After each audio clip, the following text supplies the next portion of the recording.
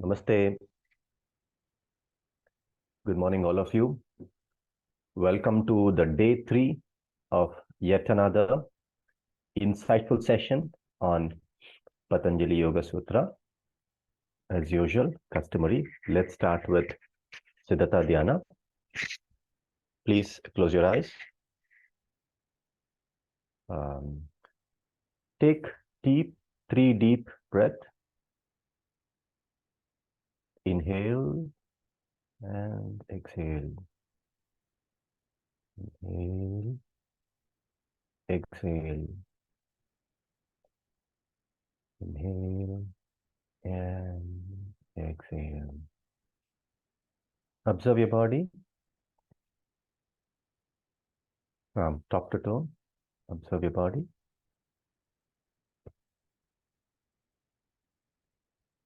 Chant Omkara for 3 times. Om.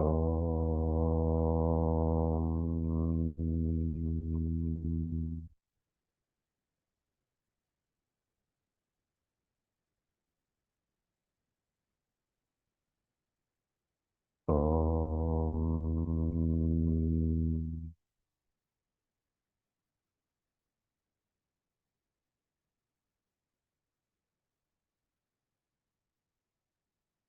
Om.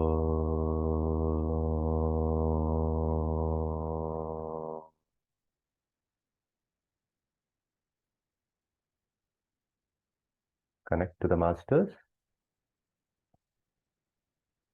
Ajnanatirandasya Jnananjanashalakayam Chakshurunmilitam yenam Tasmai Shri Gurave Namaha.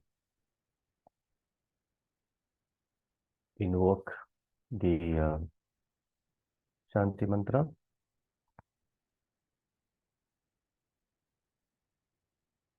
Asato ma sadgamaya tamaso ma jyotirgamaya mrityorma amritangamaya. Om Shanti Shanti Shanti. Please observe silence for a few seconds.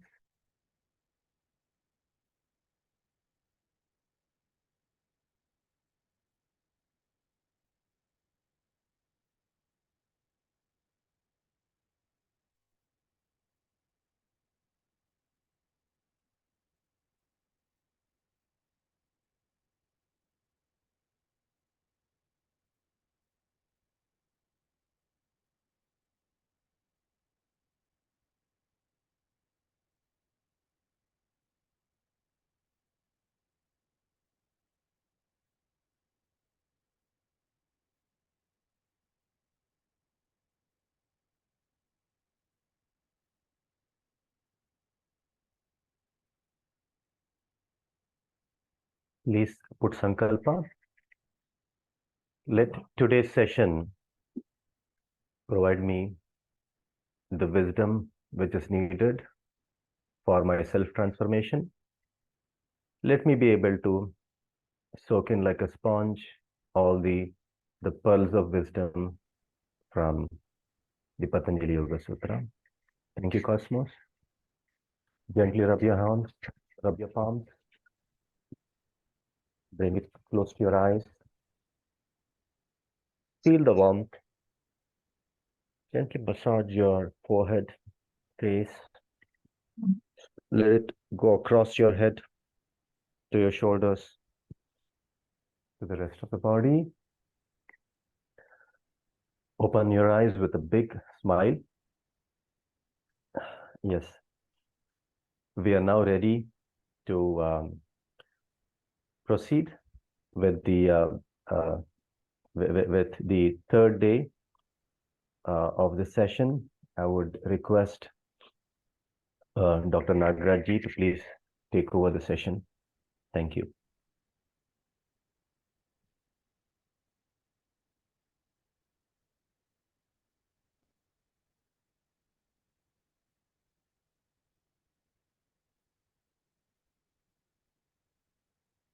योगेन चित्तस्य पदेन वाचा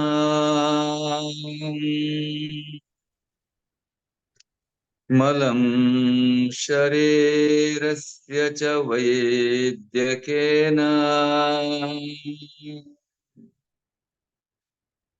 योपाकरोत्तं प्रवरं मुनीनां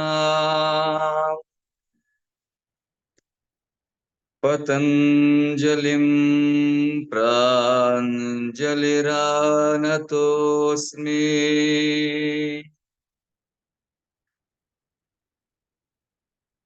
पतञ्जलिं व्यासमुखान् गुरूनन्याश्च भक्तितः नतोऽस्मि वाङ्मनः कायैः अज्ञानाध्वान्तभास्करान्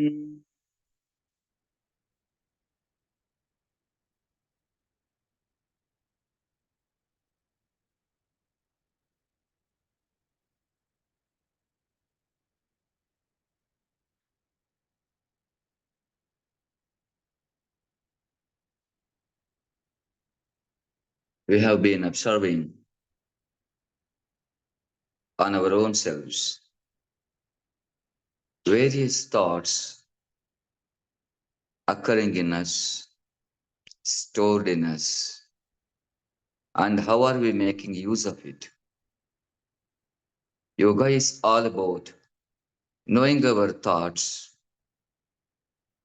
and not avoiding them, but in the later course of action, we have to train ourselves to know how the thought waves could be brought into our control and how do we make use of them. And finally, how do we go away from them and to reach such a state wherein not even a single thought wave has its occurrence. In such a practice, we have been proceeding to understand what are the thought waves. Yesterday in the previous session, we have learned the names of the thoughts, vrittis. They are called the vrittis. They are the chitta vrittis. Chitta vrittis are 5. Vrittaya panchatayah. They krishta akrishta. They could be painful. They could be pleasant also. They are the vrittis. Pramana viparyaya vikalpa nidra smrtayah. A perception, a right perception is one of the occasion where the thought waves are rising. The next one is the viparyaya, a wrong conception or a misconception is the next occasion where the thought waves are rising. Vikalpa, it is a verbal delusion, state of verbal delusion. Nidra, the sleep. Smriti, the memory. Now we will come to the first one, the pramana. The pramana is the right concept, right perception, where you are understanding a sense object with all logical explanations or descriptions. It has got 3 varieties, 3 sources. How do we get a proper cognition? Pramana, Viparya, Vikalpa, Nidra, Smrtayah. The first one is Pratyaksha, Anumana, Agamaha, Pramanani. Pratyaksha, the source of getting knowledge. It is through the Pratyaksha. It is the direct perception. How do you understand? It is through the direct perception. How do you get the direct perception? Through your visual cognitions. through your auditory cognitions. And by using all your sense organs, you are getting into a right cognition. It is the direct cognition, what is called the pratyaksha. It is the direct one. If you look at an object through your eyes, you will get an opinion in your mind, and your intelligence will be processing it to know that. Of course, at that point of time, even your ego is also active, and on the information that you have received out of your sense perception may be influenced by the manas, the buddhi, and the ahankara. It is true always. While receiving or while establishing my existential features on a sense object, I should be very careful how I have been dealing with the sense object. Am I dealing the sense object with the senses of my mind or of the intelligence or of the ego and so on? This has to happen. All this thought process has to happen. And this is called the direct perception. For example, if you look at the fire, at the first instance, you may not be knowing whether the fire is going to burn you or not. But when the people around you make you scared of it, then you will understand it is somehow dangerous for me. But till you put your hand into the fire and get burned, you will not understand what is meant by burning of the body. Only based on the information given by the other people who have got an experience, you have been under an opinion that the fire is going to burn you. But the direct perception, the direct cognition is that when you are bodily, mentally experiencing it. So that's about the fire is called the direct perception, pramana. Pratyak, that is the pratyaksha, direct perception, pratyaksha. Next one is the anumana. It is out of an inference.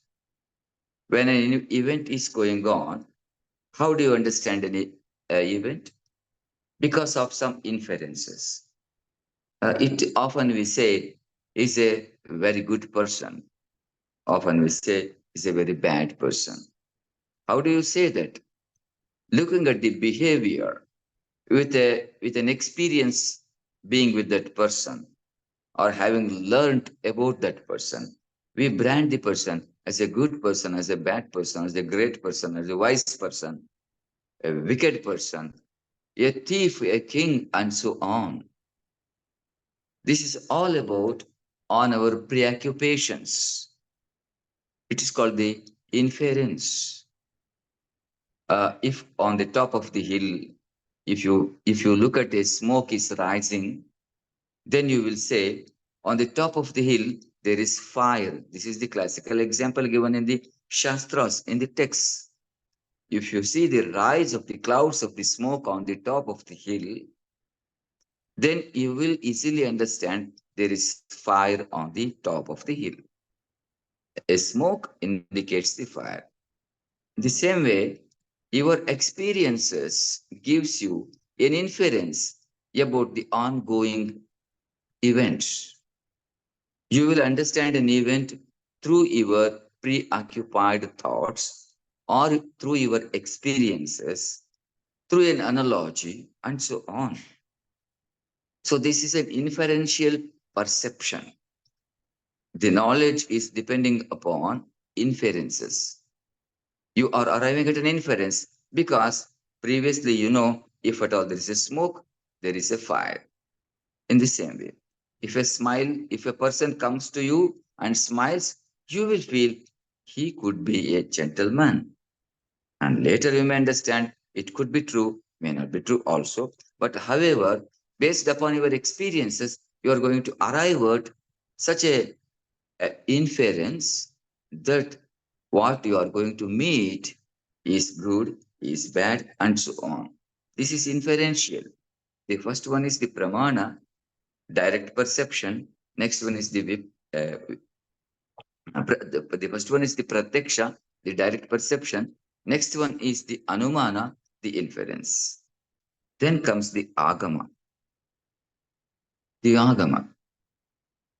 Agama is all about a scriptural advice or an advice by a people, by such people who have got lot of experiences. This Agama is about the sound, of course, but we should not restrict the meaning only to the sound or to the audio advices. It is more than that. You have studied lot of books. Out of your studies, you have learned something. This is, it is a testimony for you. It could be a verbal testimony or it could be a scriptural testimony for you, which has brought you a knowledge to consider something what is going on presently. So it depends upon the verbal testimony or a testimony of the verbal advices, verbal testimony. So this is the next one is the Agama. If a person whom you trust advises you something, then you never reject it because you believe that person. You believe that person as a gentle person, gentleman. And you believe for all purposes that what he is going to advise for you will be right.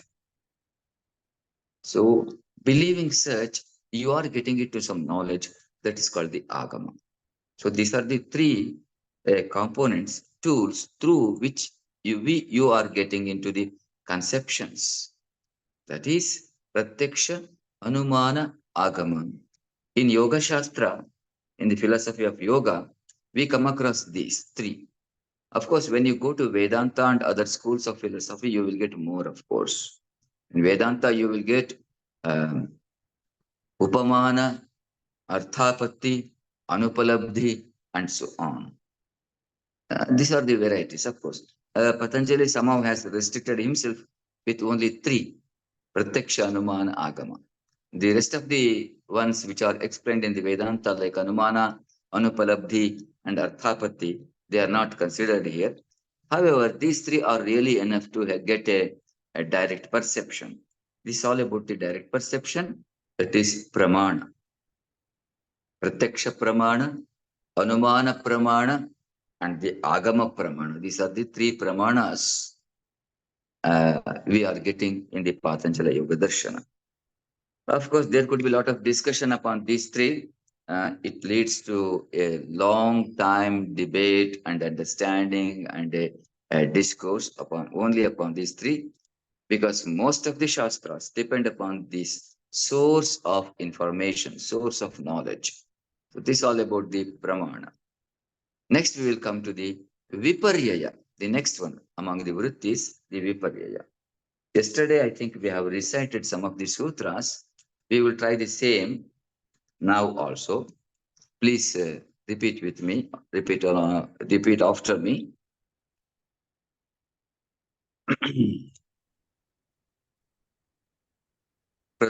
The first one is Chitta Vrittis, Pramana Viparyaya Vikalpa Nidra Smrtaya. Okay. Pramana Viparyaya Vikalpa Nidra Smrtaya. प्रमाण विपर्यय विकल्प निद्रा स्मृतयः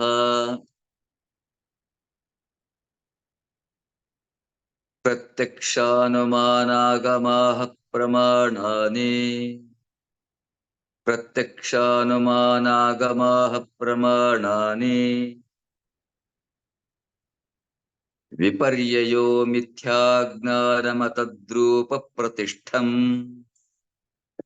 विपर्ययो मिथ्याज्ञानमथद्रूप प्रतिष्ठम् शब्दज्ञानानुपाति वस्तुशून्यो विकल्पः शब्दज्ञानानुपाति वस्तुशून्यो विकल्पः अभावप्रत्ययालम्बनावृत्तिर्निद्रा अभावप्रत्ययालम्बनावृत्तिर्निद्रा अनुभूत विषया संप्रमोषः स्मृतिः अनुभूत विषया संप्रमोषः स्मृतिः अभ्यास वैराग्याभ्याम तन्निरोधः अभ्यास वैराग्याभ्याम तन्निरोधः. This is how the sutras go. However, we will go step by step into this. So we have understood what is the Pratyaksha, the Anumana, and the Agama under the heading of the right perception. Now we will understand what is meant by a wrong perception or a misconception. It's called the Viparyaya. Viparyayo Mithyagnanam Atadrupa Pratishtham. It's also type of a knowledge you are getting, but it is called the Mithyagnana. It is the wrong conception or the misconception that you are going to get out of your own knowledge again, of course. The famous and a classical example or an illustration for this is in a dark night when you are passing through on a road, by the side of the road, you will see a piece of rope, but you will consider that as a snake. This has happened to many of us. You will consider a piece of rope as a snake. Why? Because there's a classical reason once again. There is an innate fear in you. There's an innate fear in you. Out of this innate fear, you have been considering the piece of a rope as a snake.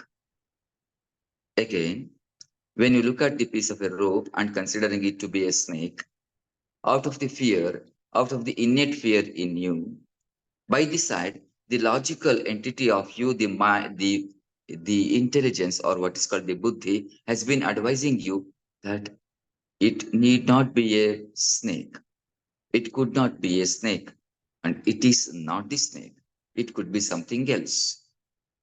Yet mind says, it could be snake. How do you say it is not snake? Because the mind is emotional. It always says, it could be snake.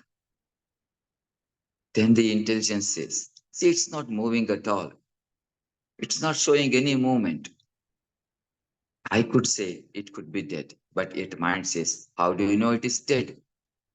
Then now you have considered that is a snake. It could be dead also, no problem, but a snake is a snake.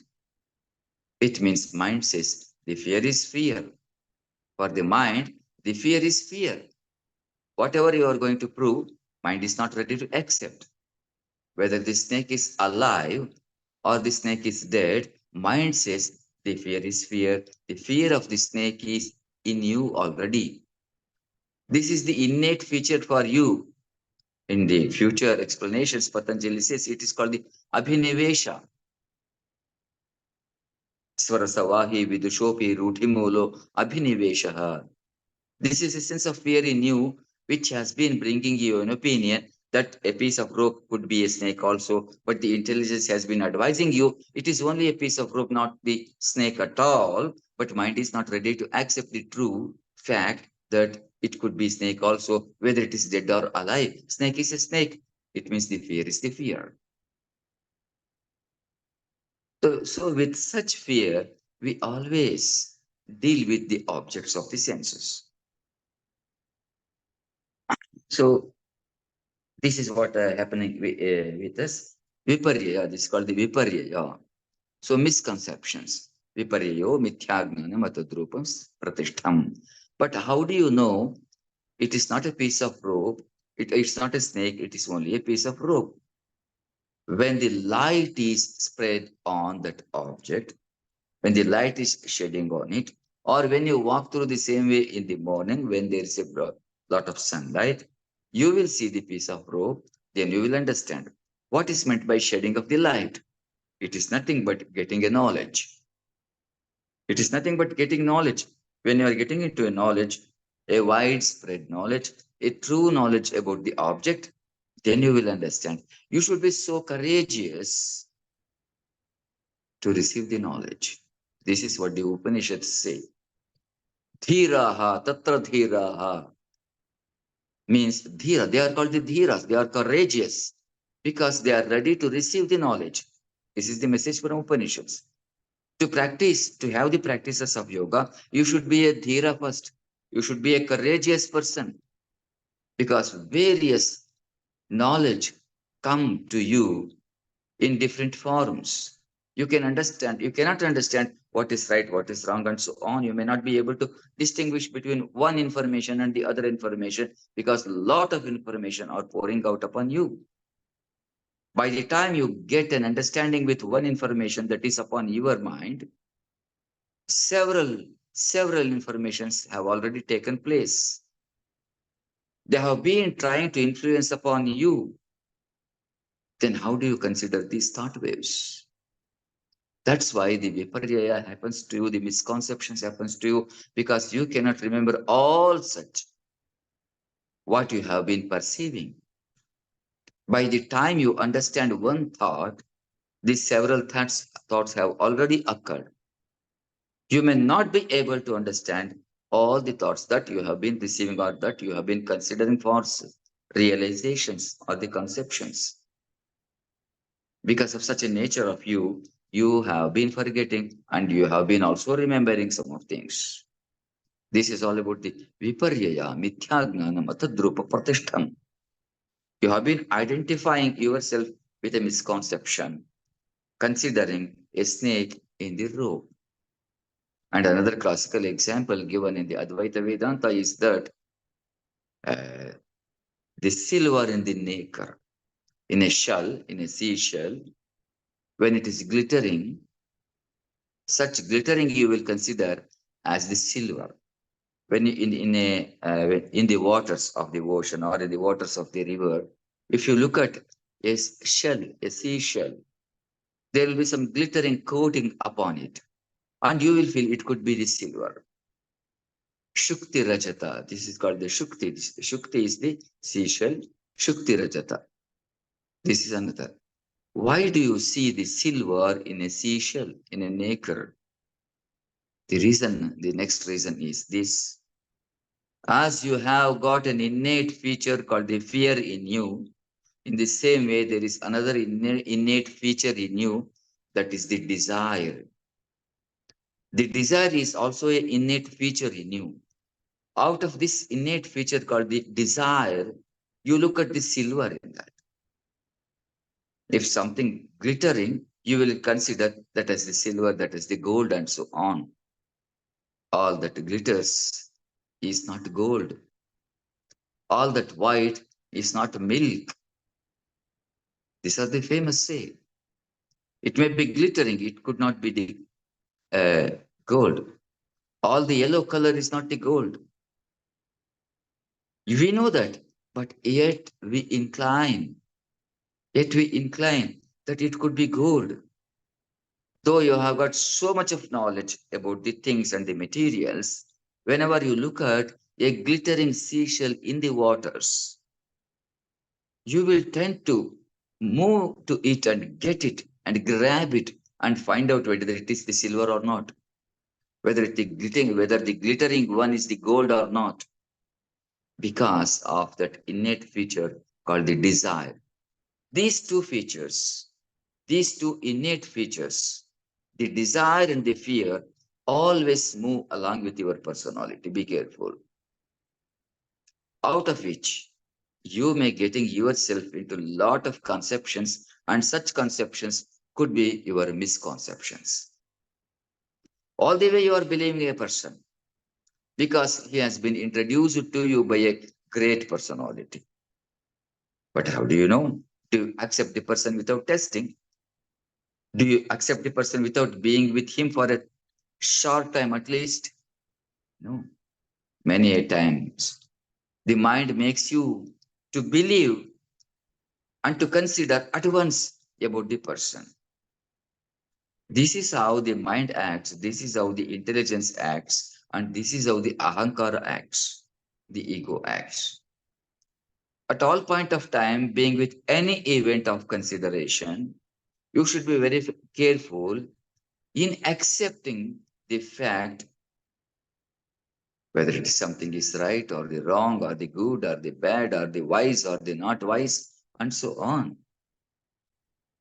All such logical implications are to be imposed upon your considerations. Mithyagnanam, vipariyo mithyagnanam, tadrupa pratishtham. Pramana vipare, vikalpa. Next one is the vikalpa. Shabda gnananupati vastu shunyo vikalpaha. This is the next sutra by Patanjali. This is all about verbal delusion. Out of a sound, you are arriving at an opinion, a consideration. Whenever there is a sound, you will understand. There are so many types of sounds here. It could be through a human, or it could be through any animal, or it could be through the nature itself. If a person, Shabda Gnana Anupat, a classical example I will repeat, perhaps I have already given to you. Your friend, a close friend, comes to you and says, last week I had been to a forest.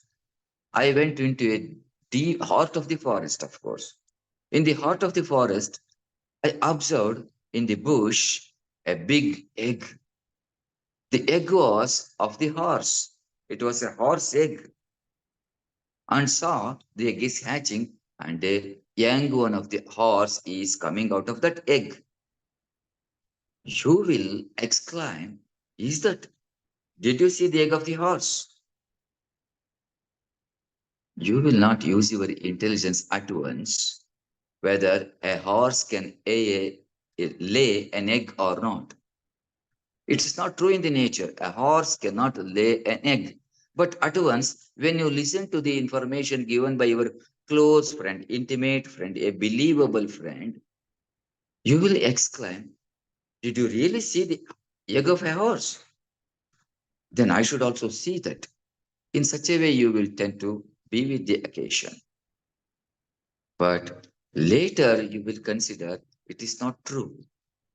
Because you have believed the person, you are also believing the event. Vastu shunya, there is no reality there. There is no vastu there. There is no material. I mean, there is no actuality. It's not actual. The absence of actual existence. Though it is not there, since your kith and kin has been explaining it to you, you are considering the fact, considering it as a fact. Shabda Gnana Anupati, Vastu Shunya, you are depending upon oral advices. Anupati, advice, you are following it. Vastu Shunya, no was. In the same way, you have been considering several verbal expressions as good ones and the bad ones and so on. If a nightingale is singing, the bird nightingale on the tree is singing kuhu and kuhu. How do you consider it? You consider that sound as the melodious sound. At the same time, from the branch of a tree, if it is the sound of a crow, what do you say? It is the sound of the crow. It's the cry of this crow, which is not melodious. The cry of a nightingale, bird nightingale, is so melodious for you. If it is the same sound, if it is the same cry by a crow, why don't you consider so? Because some of the sounds you have considered as melodious and some of the sounds you have considered as not melodious. It is harsh for you. It is all the business of the mind. You are quietly sitting, perhaps entering into a state of meditation. Outside of the home or perhaps on the road, there's a very big bombarding sound as if a bomb has blasted. Then what do you feel? You will jump yourself and go outside and see what has happened. It could be a thunderbolt or something else, or it could be something else. You have got so much of imaginations in your mind out of the hearing of the sound. But there could be nothing. There are so many such transactional examples in the text. how you are deceived by mere sounds or the verbal advices. There is a person, a transactional example. There is a person who comes to you whom you know a little about. He comes to you because he has got in his mind that he wants to cheat you or dupe you or make you fool. He wants to see you becoming a fool. So he comes to you, brings a bag of vegetables, and says, I had been to the market. Today, it is so low priced for all the vegetables. You go to the market and bring vegetables. See, I have brought so much of vegetables for a very less amount of money. You will look at that person. So much of vegetables for only 10 rupees. Yes, you will exclaim. Then you will go to the market and find really vegetables are not so less priced. It's again expensive. You're not getting it. But why? You went to the market all the way by believing the false advice of a fellow. He wanted to fool you, but you have followed the mere words of him, did not put your logical intelligence to such words. At once, you jumped into the action just by following the words or the sound. This is how we go always by the sound, unknowingly in showing inclinations for it. Patanjali has been advising all these, explaining all these, just to make ourselves getting into an enlightenment. Under all these occasions, we are leading towards a right knowledge, towards a wrong knowledge also. So this is all about Shabda Gnananupati Vastu Shunyo Vikalpaha. Vikalpa. This is all about the Vikalpa. Then comes the Nidra. Actually, these vrittis needs a lot of explanation. Whatever the way you explain, it appears to be insufficient because on every occasion, on every event, we have been experiencing it. In spite of our several experiences, a long-time experience, there is a possibility still we are becoming a victim of that. So Patanjali advises be very, very careful under such circumstances. Whenever there is a Shabda, whenever there is a Viparyaya, whenever there is a Pramana, you should be very careful in considering them.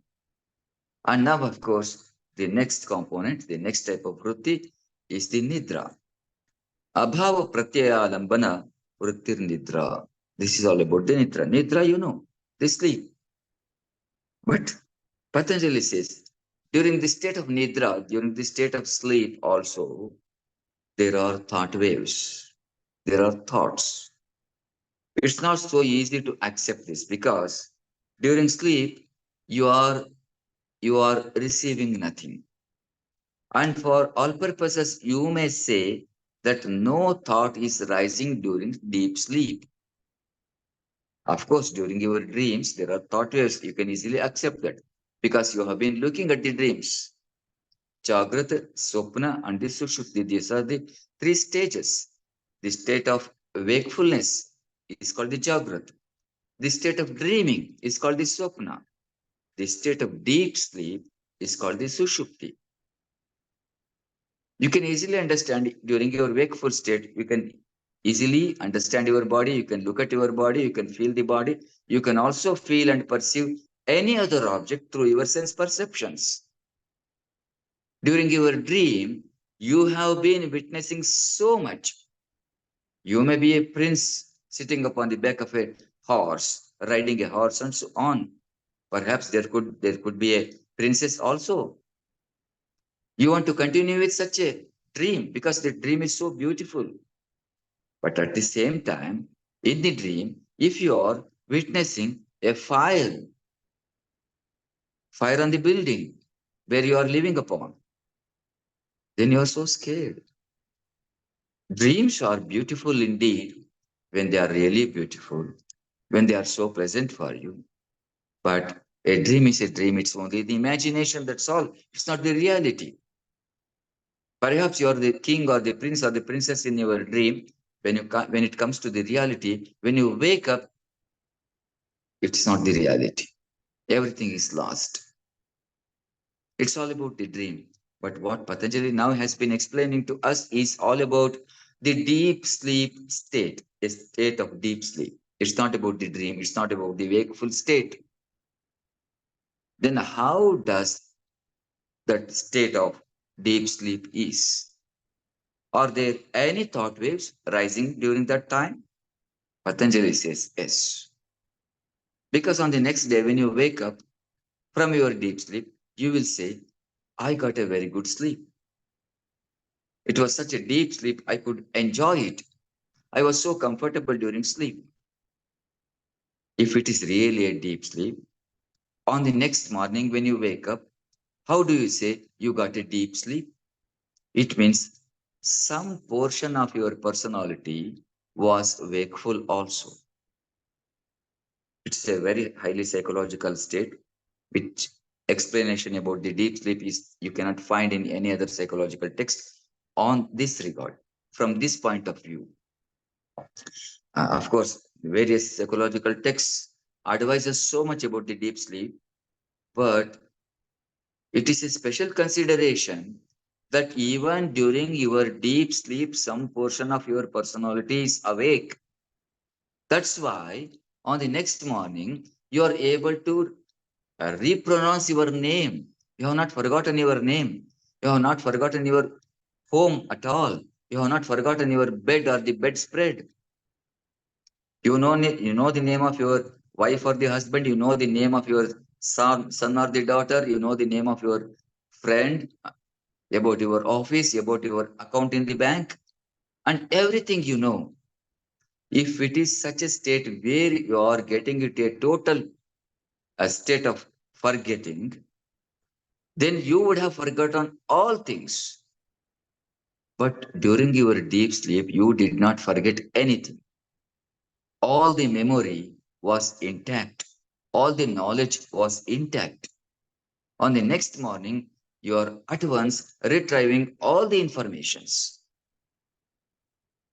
So this is about the deep sleep. Next comes the memory. Okay, we will take up all these in the next explanations also, because these vrittis, five vrittis, will be repeated in under various explanations in future also. The last one is smriti, memory. You know what is memory and how it has been helping you, and how it has been uh, bringing some hazards also, how it has been troubling you also. You always recall. And what do you recall? You recall your previous occasions. You recall your previous experiences. You recall your previous events that where you have participated. This is called the smriti or the memory. And why do you recall them? Whenever you are in a new event or in a present event, you are comparing the present event or the present occasion with your previous experiences. And that previous experiences is called the smriti or the memory. Even if you are thinking of a future event, you are trying to compare the future event with your previous experiences called the memory. Always this is so common for a human to compare anything that one has been perceiving presently with the past ones. This is called the smriti or the memories of the past. And this memory need not be of the yesterday, need not be of the previous years, could be of the previous births even. You have passed through a long journey of various lives, various births, and all such impressions are upon you. It's called the smriti or the memory. It really brings a lot of motivation to you to act upon. You are always active, considering the knowledge of your memories. So Patanjali finally advises, be careful about all this. It could be a right knowledge, it could be a wrong knowledge. It could be a knowledge out of the verbal delusion. It could be right or wrong again. It could be a knowledge of your sleep. It could be the knowledge of your memories. Whatever be always logical, be always careful. Use your wisdom always and consider what is going on presently is right or wrong, or wise or not wise. Should I be with this or should I be not?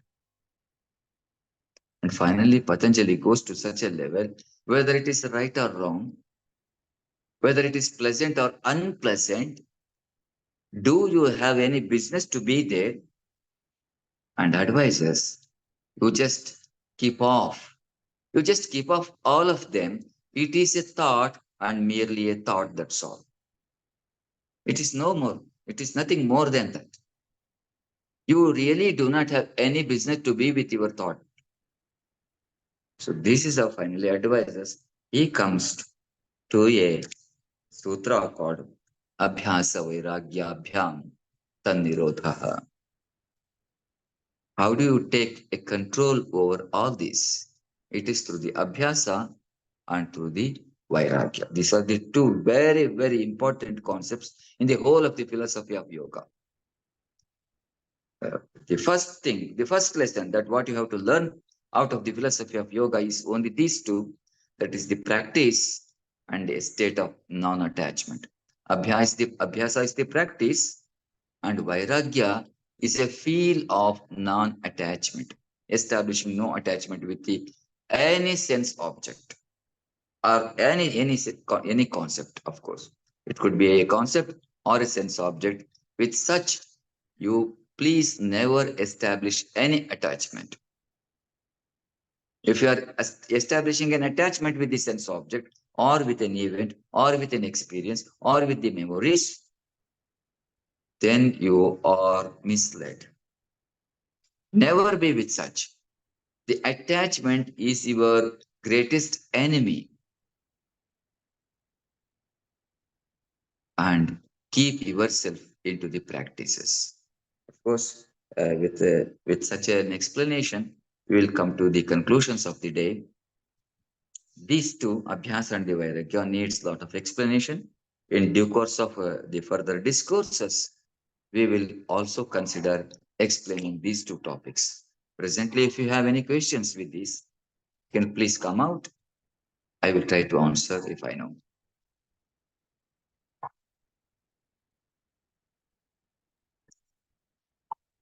Yes, thank you. Thank you, Dr. Nagaraji. This was once again another insightful session. We do have some questions. But before I go through it, I also want you to, because today is for this week, today is the last day, and we'll be meeting on 20th November. So we will have about 2 weeks of time. What is your advice in terms of how we should, is there any homework? How do we go about, with our studies on this? Let's go through the sutras again and again. It's not so easy. You can arrive at the meaning at once. Repeatedly. Go on reading the sutras. Abhyasa vairagya abhyam tannirodha tatra sthito yatno abhyasah. Like this, you go on repeating them as you repeat your mantras, shlokas, and so on. At some point of time, you will really understand that.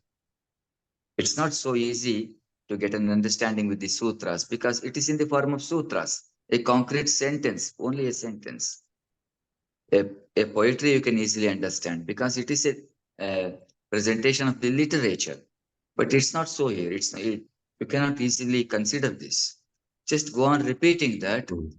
as if you are repeating a film song and so on. You will get an understanding with it.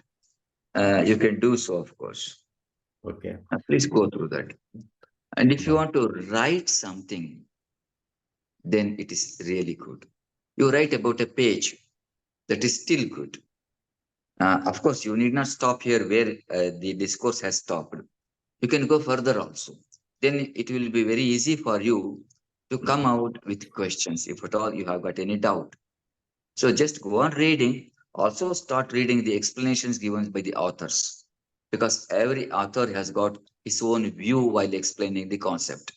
Go through the explanations. There are better illustrations. I have given few illustrations. There could be better illustrations by other authors also. Go through them. The text of Ramakrishna Ashrama is really good.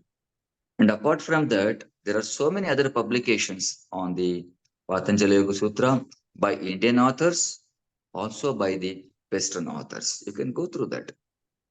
Many psychologists have considered this for explanations. You can please go through that. And apart from this, my advice is also go to other shastras like Sankhya and Nyaya and other such things.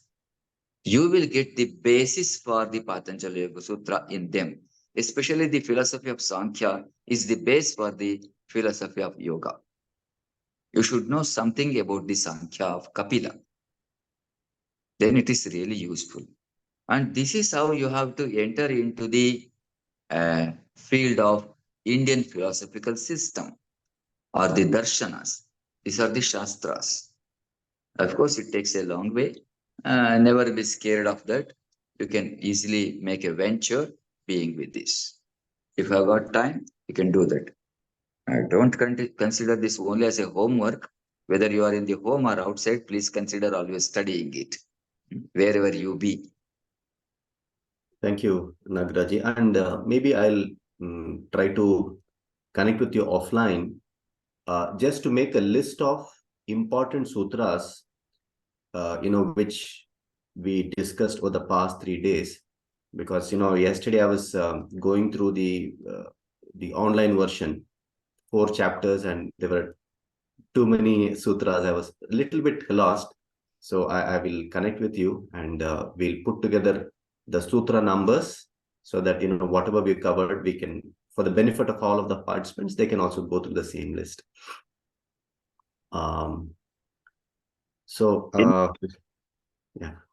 Yeah. So we'll just take 2 questions. I think there is one question from Venkatesh Pai. What type of thought wave is fear and repentance? And then there's a follow-up question from Divya Ramesh related. How to remove the innate fear inside us?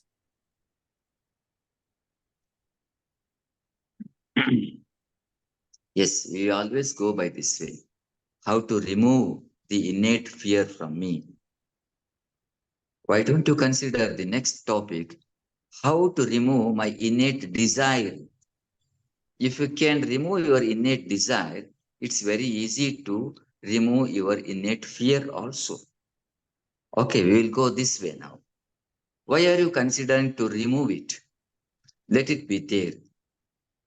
Why can't you be so wise not considering it? Not considering it. You don't consider your fear, or you don't consider your desire also.